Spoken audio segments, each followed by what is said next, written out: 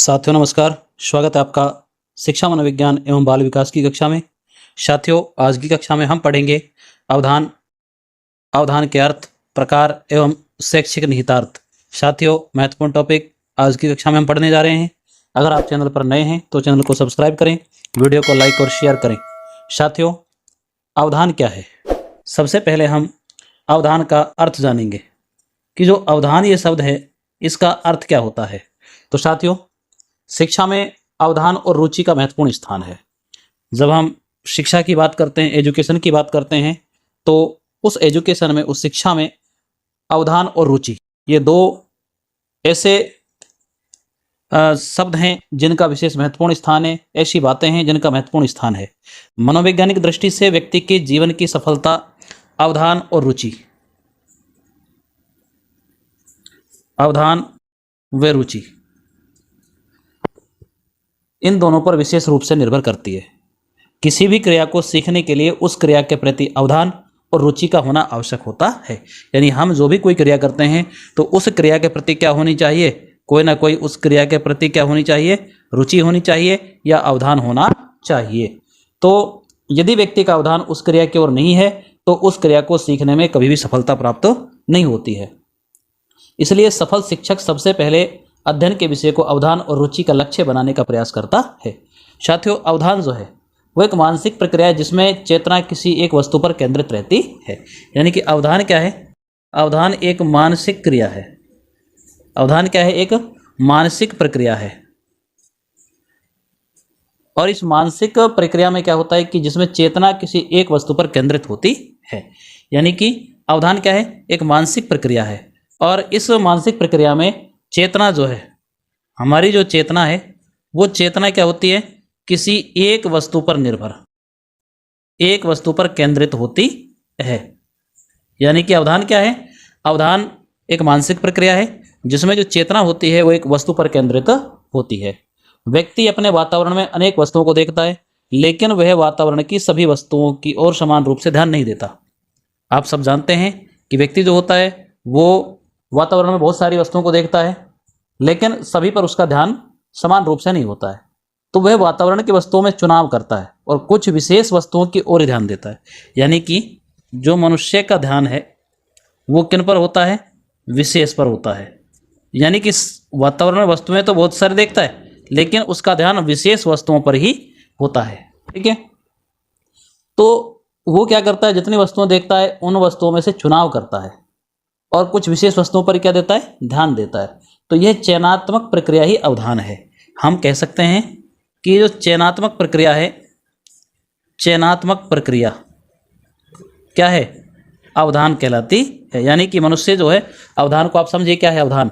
मनुष्य वातावरण में बहुत सारी चीज़ों को देखता है, बहुत सारी वस्तुओं को देखता है लेकिन सभी पर वो समान रूप से ध्यान नहीं देता। वो उन सभी में से कुछ का चुनाव करता है, चयन करता है। तो अवधान क्या है? एक चयनात्मक प्रक्रिया भी है। और साथियों अवधान की प्रक्रिया में मुख्यतः 3 तत्वों का समावेश होता है। एक होता है प्रेरणा, तत्परता और चुनाव। जो अवधान है, इस अवधान की प्रक्रिया जो है, यानी कि हम कहें कि अवधान की प्रक्रिया जो है, इस प्रक्रिया में जो सबसे महत्वपूर्ण यह समावेश होता है वो 3 तत्वों का होता है। एक होता है प्रेरणा का, एक होता है तत्परता का और एक होता है चुनाव।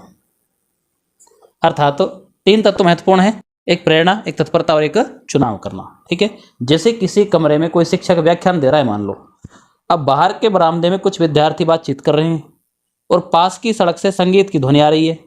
वातावरण में उपस्थित इन तीनों बातों के प्रति बालक समान रूप से अपनी प्रतिक्रिया प्रकट नहीं करेगा, वरन वह अपनी रुचि के अनुकूल किसी एक उत्तेजना को चुन लेगा और अन्य की उपेक्षा करेगा। अर्थात वह चुनी हुई उत्तेजना पर ध्यान देगा, अन्यों पर नहीं। तो इस प्रकार अवधान वह प्रेरणात्मक और चयनात्मक प्रक्रिया है जिसके द्वारा हम किसी वस्तु या क्रिया को चुनकर अपनी चेतना में केंद्रित करते हैं। समझिए कि अवधान की महत्वपूर्ण परिभाषा हम क्या लिख सकते हैं? महत्वपूर्ण अवधान का अर्थ हम कैसे समझ सकते हैं? तो अवधान वह प्रेरणात्मक और चयनात्मक प्रक्रिया है। अवधान वह प्रेरणात्मक कैसी प्रक्रिया है? प्रेरणात्मक व चयनात्मक। प्रक्रिया है जिसके द्वारा जिसके द्वारा हम किसी वस्तु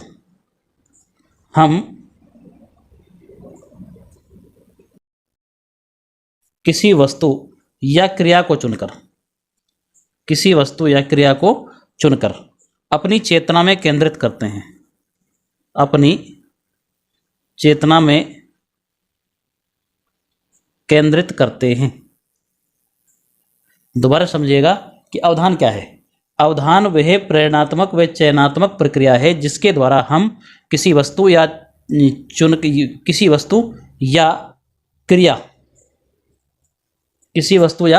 क्रिया चुनकर अपनी चेतना में केंद्रित करते हैं, यानी कि उस पर हम क्या देते हैं, ध्यान देते हैं। तो साथियों, इसका अर्थ आपको समझ आया होगा कि जो अवधान है वो क्या है वास्तव में। तो अवधान को समझ लीजिए। अवधान वह प्रेरणात्मक और चयनात्मक प्रक्रिया है जिसके द्वारा हम किसी वस्तु या क्रिया को चुनकर अपनी चेतना में केंद्रित करते हैं, यानी जिस पर सबसे ज़्यादा हम ध्यान देते हैं वो क्या है, वही अवधान होता है। साथियों, अब हम बात करते हैं कुछ परिभाषाओं की। ये इसका हमने अवधान का अर्थ जाना। अब हम बात कर लेते हैं कुछ महत्वपूर्ण परिभाषाओं की कि अवधान की कुछ महत्वपूर्ण परिभाषाएं कौन सी हैं। ठीक है, तो देखो, सबसे पहले हम मैकडोगल की बात करते हैं। जो विलियम मैकडोगल हैं, उन्होंने अवधान के बारे में क्या कहा। उन्होंने लिखा कि अवधान केवल उस चेष्टा अथवा इच्छा को कहते हैं जिसका प्रभाव ज्ञान प्रक्रिया पर पड़ता है। मैकडोगल ने कहा कि अवधान केवल उस चेष्टा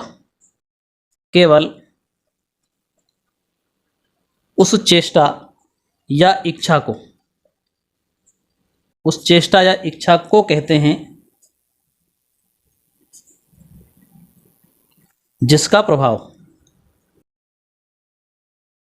जिसका प्रभाव ज्ञान प्रक्रिया पर पड़ता है। जिसका प्रभाव किस पर पड़ता है, ज्ञान प्रक्रिया पर पड़ता है। तो देखिए, मैकडोगल ने अच्छे से समझा दिया हमको अवधान को कि अवधान क्या है, कि अवधान केवल उस चेष्टा या इच्छा को कहते हैं जिसका प्रभाव ज्ञान प्रक्रिया पर पड़ता है, यानी कि जो ज्ञान की प्रक्रिया है उस पर जिसका प्रभाव पड़ता है हम उसको क्या कहते हैं, अवधान कहते हैं। साथियों, एक मनोवैज्ञानिक थे मन, उन्होंने अवधान को स्पष्ट करते हुए लिखा कि अवधान को किसी भी दृष्टिकोण से देखा जाए अंत में यह प्रेरणात्मक क्रिया का विश्लेषण ही सिद्ध होता है। मन के अनुसार, मन ने कहा कि अवधान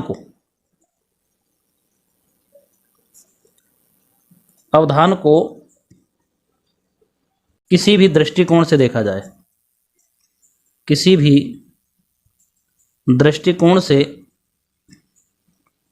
देखा जाए, अंत में यह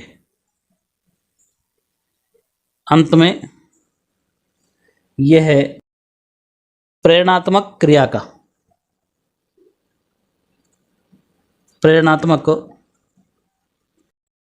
क्रिया का विश्लेषण ही सिद्ध होता है। विश्लेषण ही सिद्ध होता है, यानी कि मन के अनुसार क्या है, मन के अनुसार अवधान क्या है, अवधान को किसी भी दृष्टिकोण से देखा जाए अंत में यह प्रेरणात्मक क्रिया का विश्लेषण ही सिद्ध होता है। तो साथियों, ये अवधान की मुख्य परिभाषा। डंबिल ने भी कहा कि अवधान किसी अन्य वस्तु की अपेक्षा एक वस्तु पर चेतना का केंद्रीकरण है। सबसे महत्वपूर्ण है, इस एक छोटी सी लाइन को आप समझ लीजिए। अगर आप इसको समझ जाते हैं तो आप अवधान को समझ पाएंगे। देखिए कि जो डंबिल थे, उन्होंने कहा, डंबिल ने कहा कि अवधान किसी अन्य वस्तु की अपेक्षा एक वस्तु पर चेतना का केंद्रीकरण है। अवधान किसी अन्य वस्तु की अपेक्षा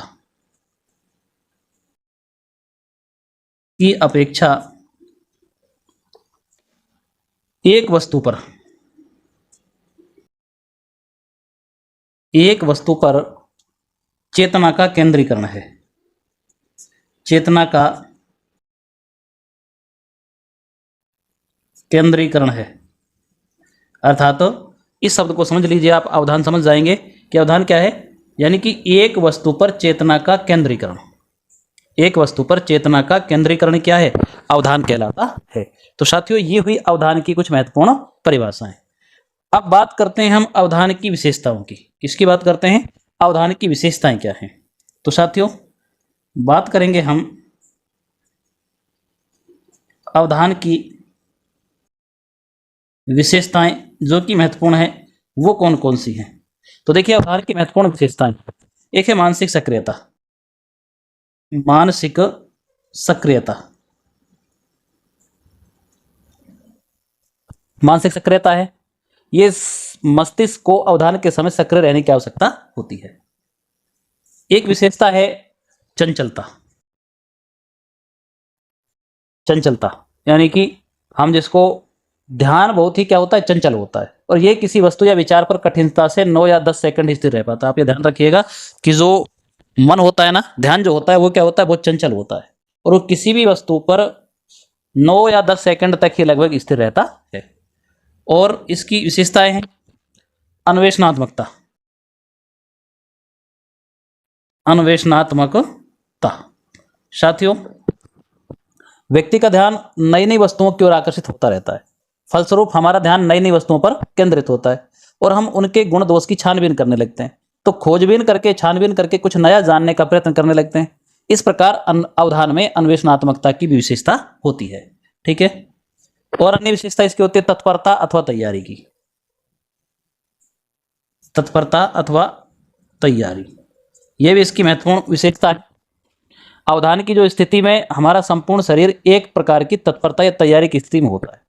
इसी कारण हम वातावरण में उपस्थित अनेक जो तत्व हैं उनमें से किसी को चुनते हैं और उस पर अपना पूरा ध्यान केंद्रित करते हैं। अगली विशेषता है इसकी सजीव केंद्रता। सजीव केंद्रित अर्थात हम जिन वस्तुओं पर ध्यान केंद्रित करते हैं उनका रूप हमारी चेतना में स्पष्ट हो जाता है, और जिन वस्तुओं पर ध्यान नहीं देते हैं वे वस्तुएं चेतना में अस्पष्ट रह जाती हैं। छठी विशेषता है इसकी चयनात्मकता। चयनात्मकता, साथियों, वातावरण में बहुत से तत्व होते हैं, लेकिन एक समय में उनमें से किसी एक पर ही हम अपना ध्यान केंद्रित कर सकते हैं। इसलिए अवधान के लिए वस्तु का चुनाव करना पड़ता है, और यह चुनाव बड़ी जल्दी जल्दी करना पड़ता है क्योंकि ध्यान हमेशा स्थानांतरित होता रहता है। अगली विशेषता है प्रयोजनता। प्रयोजनता, साथियों, प्रयोजन यानी जब किसी वस्तु की ओर अवधान केंद्रित होता है तो वह वस्तु व्यक्ति के किसी प्रयोजन को पूर्ण करती है। भाई, हम किसी पर ध्यान देते हैं तो क्यों देते हैं, क्योंकि वो हमारे किसी कार्य को पूर्ण करती है। ठीक है। आठवीं विशेषता गतियों का समायोजन। गतियों का समायोजन अर्थात अवधान को केंद्रित करने के लिए इंद्रियों, मांसपेशियों आदि को गतिशील बनाना पड़ता है, और अवधान की प्रक्रिया के अंतर से सभी वस्तु विशेष के प्रति समन्वित रूप में सक्रिय हो जाती हैं। उदाहरण के लिए हम ये कहें कि किसी अध्यापक के व्याख्यान के समय विद्यार्थी अपना ध्यान अध्यापक के मुखमंडल पर केंद्रित कर देते हैं, उनके कान सुनने के लिए तत्पर हो जाते हैं और शरीर के अन्य भागों की मांसपेशियां भी उत्तेजित हो उठती हैं। तो ये इसकी गतियों का समायोजन भी एक विशेषता है। इसके अलावा साथियों और भी कुछ महत्वपूर्ण विशेषताएं जैसे होती हैं, लेकिन ये जो हमने आपको बताई ये सारी इसकी महत्वपूर्ण क्या है, विशेषताएं हैं। मानसिक सक्रियता, चंचलता, अन्वेषणात्मकता, तत्परता, तैयारी, सजीव केंद्रता, चयनात्मकता, प्रयोजनता और गतियों का समायोजन। साथियों, इसके बाद अब हम बात करते हैं कि बालकों के अवधान केंद्रित करने के उपाय। अर्थात ये बहुत महत्वपूर्ण बात आप समझिएगा कि जो बालक हैं उन बालकों का ध्यान कैसे केंद्रित हो, अर्थात बालकों के अवधान केंद्रित करने के उपाय। देखो, बालकों के अवधान केंद्रित करने के उपाय क्या है, इसको भी समझे, क्योंकि हम शिक्षा जगत की बात कर ही रहे हैं तो हमको ये पढ़ना है कि वे बालकों के अवधान केंद्रित करने के उपाय क्या, यानी बालक ध्यान को कैसे केंद्रित करें, उसका क्या उपाय, उसके लिए हम क्या क्या उपाय कर सकते हैं। तो देखो, सबसे पहले नंबर 1 और बहुत महत्वपूर्ण, पाठशाला में जिज्ञासा उत्पन्न करना। क्या करना है अपन को, जिज्ञासा उत्पन्न करनी पड़ेगी सबसे पहले। यानी कि अगर हम चाहते हैं कि बालकों का जो ध्यान है वो केंद्रित हो जाए, तो फिर अपन को क्या करना पड़ेगा, उनमें जिज्ञासा उत्पन्न करनी पड़ेगी। सभी बालक जिज्ञासु प्रवृत्ति के होते हैं, तो इसलिए अध्यापक को चाहिए कि वह प्रत्येक को सिखाना और पढ़ाना इतने आकर्षक ढंग से प्रारंभ करे कि उनकी क्या बनी रहे, रुचि बनी रहे। फलस्वरूप वे पाठ शुरू से अंत तक बड़े ध्यान से पढ़ते हैं। दूसरा उपाय कर सकते हैं, विषय को सरल बनाना या सरस बनाना। विषय को सरस बनाना, अर्थात विषय को सरस और सरल बनाकर पढ़ाना चाहिए। इससे उन्हें विषय को समझने में कठिनाई नहीं होगी, फलस्वरूप उनकी पढ़ने में रुचि बनी रहेगी तथा उबने की स्थिति नहीं आएगी। इन परिस्थितियों में विषय के प्रति ध्यान केंद्रित रहता है। साथियों, अगला उपाय हम कर सकते हैं कि शांत वातावरण। भाई बालक का जो ध्यान है वो कैसे केंद्रित हो, उसके लिए शांत वातावरण होना चाहिए। विद्यालय के आसपास का वातावरण बहुत शांत होना चाहिए। पास की कक्षा में शोर होने से विद्यार्थियों का ध्यान शोर की ओर भटक जाता है। तो इसी प्रकार कोलाहलपूर्ण वातावरण में विद्यालय के स्थित होने पर विद्यार्थियों का पढ़ाई की ओर पूर्ण ध्यान नहीं लग पाता है। चारों ओर जो वातावरण है ना, वो कैसा होना चाहिए, शांत होना चाहिए। थकान होने पर विषय परिवर्तन कर देना। देखो, ये भी अच्छा उपाय। एक, थकान होने पर विषय परिवर्तन। थकान होने पर विषय परिवर्तन, जैसे कि मान लो किसी एक विषय को पढ़ते पढ़ते क्या हो जाती है, थकान हो जाती है और ऊब सी होने लगती है। ऐसी स्थिति में ध्यान विचलित होने लगता है। अतः जब विद्यार्थी किसी विषय को पढ़ते पढ़ते थोड़ी सी थकान अनुभव करने लगे तो उनको क्या करना चाहिए, दूसरा विषय पढ़ा देना चाहिए। साथियों, इसके अलावा हम और क्या कर सकते हैं, देखिए साथियों, क्रिया द्वारा शिक्षा दी जानी चाहिए। क्रिया द्वारा शिक्षा अर्थात अवधान को केंद्रित करने का सबसे अच्छा उपाय यह है कि उन्हें संपूर्ण पढ़ाई के समय क्रियाशील रखा जाए। इसके लिए खेल पद्धति, बेसिक शिक्षा पद्धति आदि का प्रयोग करना चाहिए। और छठा उपाय हम कर सकते हैं, उचित विश्राम की व्यवस्था। उचित विश्राम की व्यवस्था अर्थात थकान की स्थिति में पढ़ने में ध्यान नहीं लगता है, इसलिए थकान को दूर करने के लिए अपन को विश्राम की क्या करनी चाहिए, बीच बीच में व्यवस्था कर देनी चाहिए। साथियों, ध्यान केंद्रित करने के लिए अपन को और क्या क्या करना चाहिए। एक है शिक्षा व्यवस्था में व्यक्तिगत भेदों का ध्यान रखना, अर्थात जो व्यक्तिगत भेद होते हैं, व्यक्तिगत विभिन्नताएं होती हैं, तो उनका ध्यान रखना चाहिए अपन को। व्यक्तिगत विभिन्नताओं का ध्यान, हमें ये पता होना चाहिए कि भाई प्रत्येक बालक एक समान नहीं सीखता है, तो उसकी जो व्यक्तिगत विभिन्नताएं होती हैं उनको अपन को ध्यान में रखना चाहिए।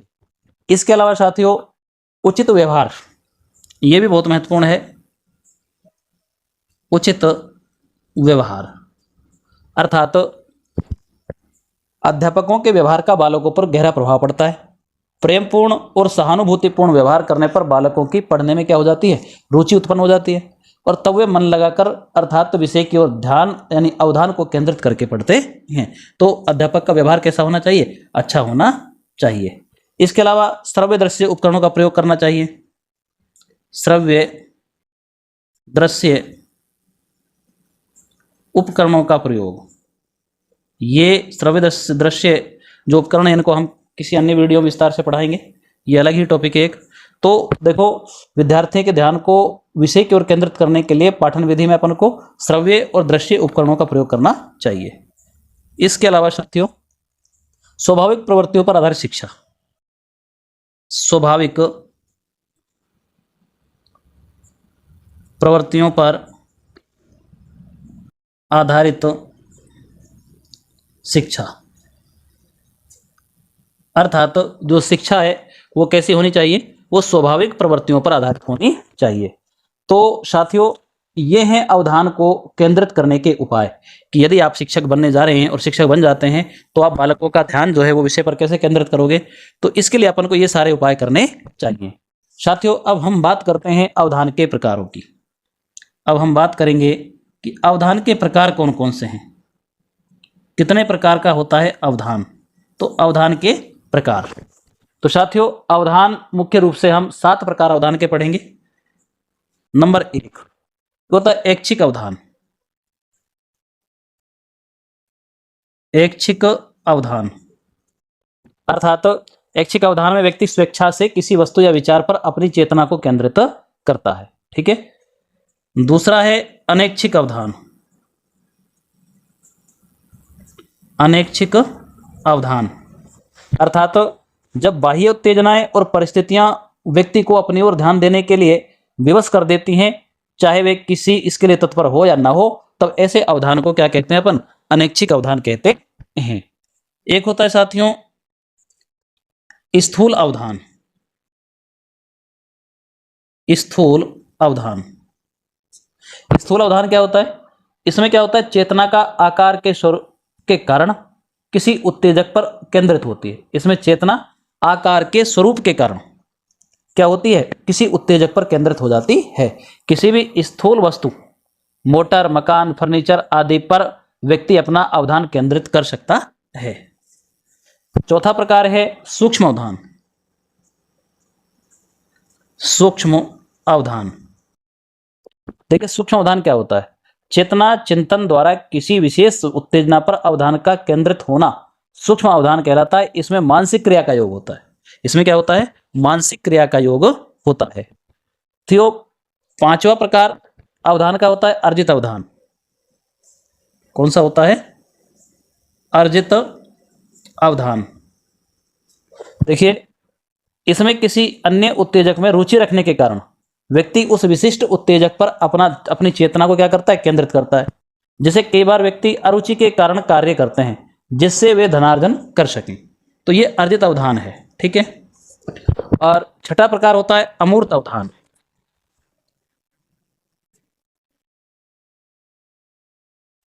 अमूर्त अवधान अर्थात व्यक्ति जब भावनात्मक गुणों पर, जिनका कोई रूप रंग आकार नहीं होता, अपनी चेतना को केंद्रित करता है ना, तो उसे अमूर्त अवधान कहते हैं। जैसे सज्जनता, करुणा, दया, क्षमा, ईमानदारी, प्रेम, सहयोग आदि गुण, इन पर यदि हम चेतना को केंद्रित करें तो ये अपना क्या है, फिर अमूर्त अवधान होता है। कैसा अवधान होता है, अमूर्त अवधान। और 7वां होता है साथियों स्वाभाविक अवधान। स्वाभाविक अवधान साथियों, स्वाभाविक अवधान प्राय प्रत्येक व्यक्ति स्थायी रूप से कुछ उत्तेजनाओं को ग्रहण करने के लिए निरंतर तत्पर रहता है, जिससे उन उत्तेजनाओं की ओर उसका अवधान स्वतः ही केंद्रित हो जाता है। इस प्रकार के अवधान को स्वाभाविक अवधान कहते हैं। यानी यह अवधान ना तो व्यक्ति की इच्छाओं से प्रेरित होता है और ना ही बाहरी उत्तेजनाओं या परिस्थितियों से प्रेरित होता है। पुरुष का अवधान स्वभावतः सुंदर नारी की ओर तथा नारी का अवधान स्वभावतः सुंदर पुरुष की ओर चला जाता है, क्योंकि व्यक्ति मात्र काम प्रवृत्ति में प्रेरित हुआ करता है। तो साथियों ये हैं अवधान के प्रकार। अब हम बात करेंगे अवधान की दशाएं। साथियों बात करते हैं अवधान की दशाएं, अर्थात अवधान की दशाएं कौन कौन सी होती हैं। तो साथियों अवधान की जो दशाएं हैं वो मूल रूप से हम कह सकते हैं कि 2 प्रकार की होती हैं। ठीक है। अवधान की जो दशाएं हैं ना, मूल रूप से कितने प्रकार की होती हैं, वो 2 प्रकार की होती हैं। नंबर 1 बाह्य या वस्तुगत दशाएं। बाह्य या वस्तुगत दशाएं।